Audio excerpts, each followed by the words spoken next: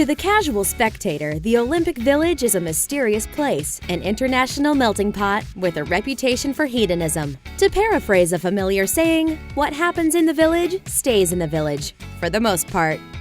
Here's the truth about what happens at the Olympic Village. Chaos reigns. Olympians live highly regimented lives as they prepare to compete on the international stage, separated from their families, subjected to full-time training schedules, and are frequently underpaid.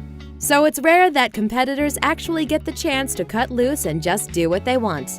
An American target shooter named Josh Lakatos was reportedly midway through the 2000 Summer Games in Sydney when he was told to lock up the 3-story compound that his team had leased. Instead, according to ESPN, Lakatos reportedly launched what can only be described as an epic party/sexual playground in some stranger's mansion. So let's take a moment to salute an American hero. Lakatos may not have medaled that year, but we would argue that he still won gold in our hearts. Getting busy. You want to know the truth about the Olympic Village? Hey everybody, we're all gonna get laid! This is not exaggeration. Just ask U.S. women's soccer goalkeeper Hope Solo, who told ESPN, "I've seen people having sex right out in the open. On the grass, between buildings, people are getting down and dirty. There's a lot of sex going on." Asked to estimate how many athletes would be focusing on amorous activities in the village after dark, U.S. swimmer Ryan Lochte said, "I'd say it's 70% to 75% of Olympians. Hey, sometimes you gotta do what you gotta do." The Human Zoo. The Olympic Village is a zoo of human celebration, with all kinds of physiques on display. There's something and someone for every taste and type. BMX biker Jill Kintner said she has a fondness for the male gymnasts, saying, "They're like lovable little Ewoks." But it's the swim team that seems to be the real serious draw.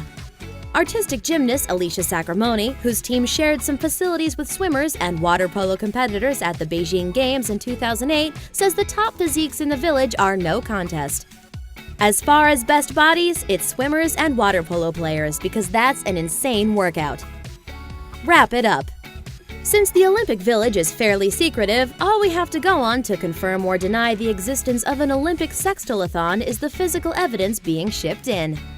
Praise be to the thousands of condoms being shipped in, keeping our athletes STD-free. No one wants to get in the pool with gonorrhea.